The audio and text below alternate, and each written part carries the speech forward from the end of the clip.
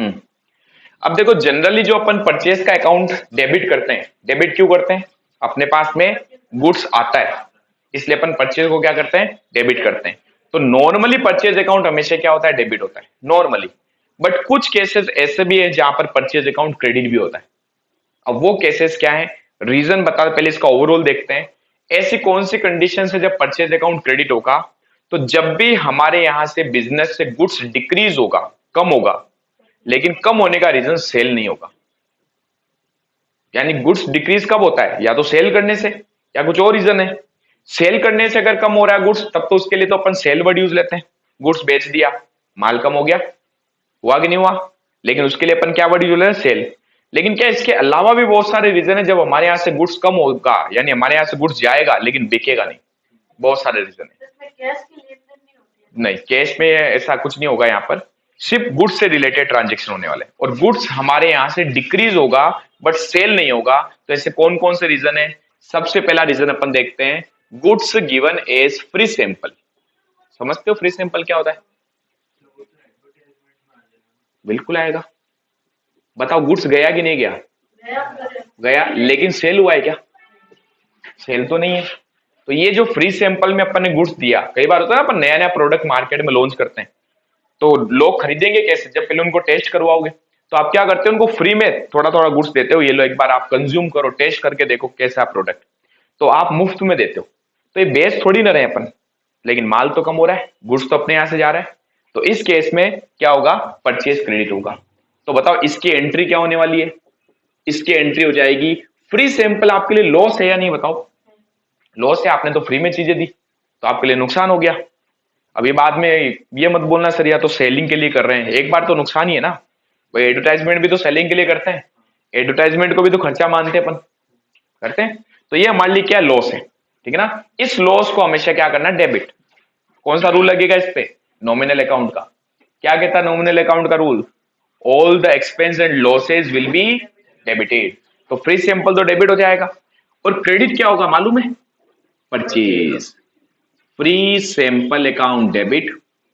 इसको डेबिट क्यों किया? क्योंकि लॉस है और हमारे यहां से गुड्स डिक्रीज हो रहा है, लेकिन सेल नहीं हो रहा। सेल थोड़ी ना हो रहा है, माल तो कम हो गया, बिका थोड़ी ना है।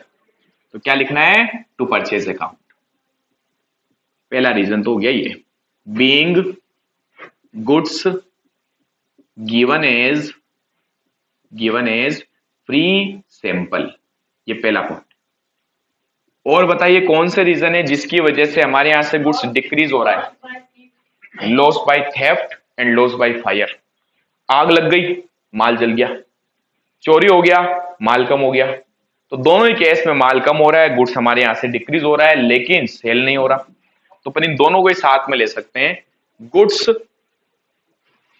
गुड्स लॉस्ट बाय फायर या थेफ्ट, ठीक है ना।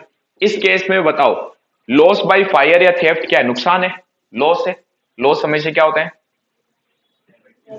Debit. All the expense and loss will be, line बोलो पूरी। सदमे से बाहर नहीं है अभी लग रहा है। हाँ, क्या लिखेंगे? लॉस बाय फायर या थेफ्ट अकाउंट डेबिट। टू में क्या आएगा? गुड्स कम हो गया भाई, गुड्स का लॉस हुआ है ना, तो टू में आ जाएगा टू परचेज। ध्यान है ना, जनरली परचेज डेबिट होता है। अपन गुड्स खरीदते हैं, हमारे पास माल आता है तो डेबिट होगा। बट ये कुछ रीजन है जहां पर गुड्स हमारे यहां से कम हो रहा लेकिन सेल नहीं हो रहा, ठीक है। तो नरेशन क्या हो जाएगा इसका? Being goods lost by fire और थेफ्ट, ठीक है। थर्ड कंडीशन और बताओ। इंसॉल्वेंसी में तो नहीं, वो तो अपन उसको बेच चुके हैं। एक बार अपन ने गुड्स सेल कर दिया, गवर्नमेंट हमसे गुड्स क्यों ले जाएगी? वो तो अपन इंस्टॉलमेंट हो गए तब, वो अलग चीज है। आप हर चीज में इंस्टॉलमेंसी में डालो, बेडेप्स किया है। चलो जनरल केसेस की बात करते हैं। डोनेशन या चैरिटी में कई बार आप गुड्स दे देते हो। जैसे अपन फ्री में डोनेशन दे रहे हैं, कई स्कूल के अंदर अपन ने फ्री डोनेट कर दिया है ना, और कहीं पर अपन ने जैसे कोई गरीब बच्चे थे उनको गुड्स अपन ने डोनेट कर दिया, चैरिटी में दे दिया, तो इस केस में भी गुड्स कम हो रहा है बट सेल नहीं हो रहा है ना। तो बताओ गुड्स गिवन एज डोनेशन या चैरिटी। अब कई लोग यहाँ भावुक हो जाते हैं, बताओ भावुक कैसे होते हैं, सर चैरिटी में दिया ना, दान है, क्या चैरिटी और डोनेशन लॉस है अपने लिए, है लॉस? नहीं, ये भावुक हो गए, मैंने कहा ना आज ये भावुक चल रहा है थोड़ा, लॉस है, नुकसान तो है ना। अब आप सोच रहे सर दान में दिया, सर कैसे नुकसान हो सकता है, हम अकाउंटेंट है बेटा, ठीक है ना, अपन सत्संग नहीं चला रहे यहाँ पर। तो चैरिटी और डोनेशन अपने लिए क्या है, लॉस है, लॉस को डेबिट करना है, जब प्रॉफिट की कैलकुलेशन करेंगे उसको नुकसान मान के लिखेंगे। तो बताओ एंट्री क्या होगी, डोनेशन और चैरिटी अकाउंट डेबिट। गुड्स कम हुआ टू परचेज अकाउंट, बस बस इधर आओ, बीइंग गुड्स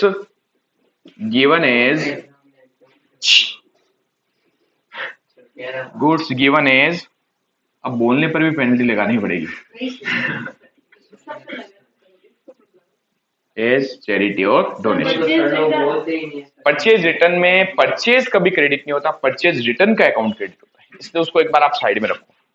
इसके अलावा और क्या हो सकता है, कई बार बिजनेस का जो ओनर है, मालिक, वो अपने पर्सनल यूज के लिए गुड्स विड्रॉ कर सकता है। अच्छा वो वाले आप वाले पॉइंट पे बताता हूं, आपने क्या बोला कि अगर जो ओनर है वो इंसॉल्वेंट हो जाए तो गवर्नमेंट हमारा गुड्स भी ले जाएगी। तो अपन ने पता है क्या पढ़ रखा अभी तक, आप जब भी अकाउंटिंग करते हो, बिजनेस अलग होता है, बिजनेस का ओनर अलग होता है। ओनर की प्रॉपर्टी ले जा सकती है वो, बिजनेस की प्रॉपर्टी नहीं ले जा सकते, समझ गए। अगर आप एक बड़ी कंपनी की बात करोगे तो जैसे आपने सुना है विजय माल्या दिवाली हो गया था, सुना है, किंगफिशर कंपनी का ओनर था वो जब दिवालिया हो गया तो उसकी पर्सनल प्रॉपर्टी जो थी ना वो जब्त की जा सकती थी। किंगफिशर अभी भी कंपनी चल रही है, पता आपको, तो उसकी प्रॉपर्टी पे हाथ डाल सकते हो आप। हाँ, वो तो इंडिया, इनक्रेडिबल इंडिया। जिस बिजनेस का एग्जिस्टेंस जो होती है वो अपने ओनर से अलग होती है, जैसे सोल प्रोप्राइटर, एक अकेला आदमी अपने पूरे बिजनेस को चला रहा, सोल प्रोप्राइटर अगर होता है तो उसकी लायबिलिटी अनलिमिटेड होती है और उसको और उसके बिजनेस को अलग नहीं माना जाता, इसलिए उस केस में हो सकता है। बाद में बात करते हैं किंगफिशर की, इधर आ जाओ, भावुक हो जाते हो आप।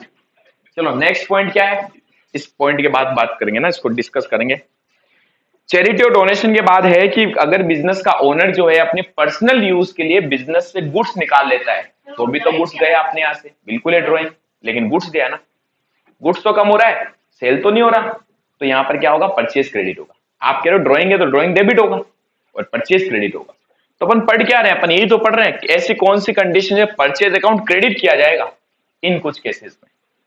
तो बताओ, गुड्स यूज बाय ओनर। अच्छा ओनर को और क्या बोल सकते हैं अपन, प्रोप्राइटर। कई बार ये ओनर को क्या बोलता है, प्रोप्राइटर। फॉर पर्सनल यूज या गुड्स यूज की जगह लिखता हूं गुड्स विड्रॉ। गुड्स जो है वो विड्रॉ कर लिया by the owner for personal use. इस केस में बताओ, जब भी पर्सनल यूज आता है वर्ड, इसका मतलब क्या होता है, drawing, and drawing always will be debited, drawing हमेशा क्या होगी, डेबिट होगी। तो इसकी एंट्री क्या हो जाएगी, ड्रॉइंग अकाउंट डेबिट, टू में क्या आएगा, टू परचेज अकाउंट। तो ये कुछ कंडीशंस थी जब हमारे यहां से गुड्स क्या हो रहा है, डिक्रीज हो रहा है बट सेल नहीं हो रहा, ठीक है ना। Being goods withdraw bye owner for personal use या पर्सनल पर्पस, ठीक है। फटाफट छापो इसको।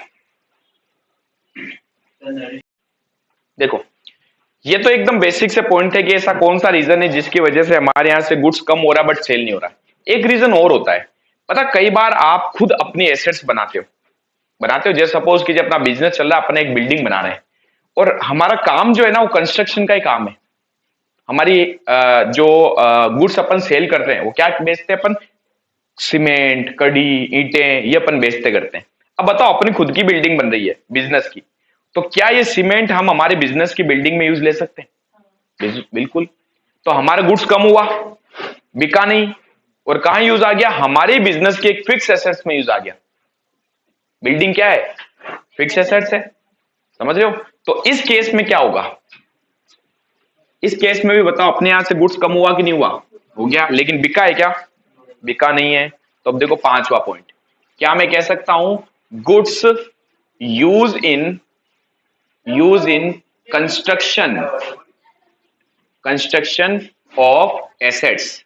किसी एसेट्स के कंस्ट्रक्शन में क्या गुड्स यूज आ सकता है? बिल्कुल आ सकता है। बिल्डिंग कैपिटल नहीं होती है, बिजनेस के पैसों से तो जा रही है, पर्सनल पैसा थोड़ी लगाया अपन ने। तो हमारी एक एसेट्स बनी जिसमें हमारे बिजनेस का एक गुड्स यूज आ गया। तो बताओ इस केस में क्या होगा? एसेट्स बढ़ेगी और गुड्स कम होगा। तो क्या एंट्री होनी चाहिए बताओ? एंट्री होनी चाहिए, जो भी आपकी फिक्स एसेट्स बन रही है, फिक्स्ड एसेट्स अकाउंट डेबिट, ठीक है, जो भी उसका नाम है। जैसे बिल्डिंग बनी, बिल्डिंग, कई बार हम मशीनरी बनाते हैं बड़ी बड़ी, उन मशीनरी बनाने में भी हम हमारे गुड्स को यूज ले लेते हैं, ठीक है ना? तो क्या होगा? Machine account debit. टू में क्या आ जाएगा? To purchase account. नरेशन क्या होगा? बीइंग गुड्स, अरे जय Shri Ram, being goods use, Ram भगवान बाहर आ जाएंगे अभी, और कंस्ट्रक्शन ऑफ फिक्स्ड एसेट्स। फटाफट छापो।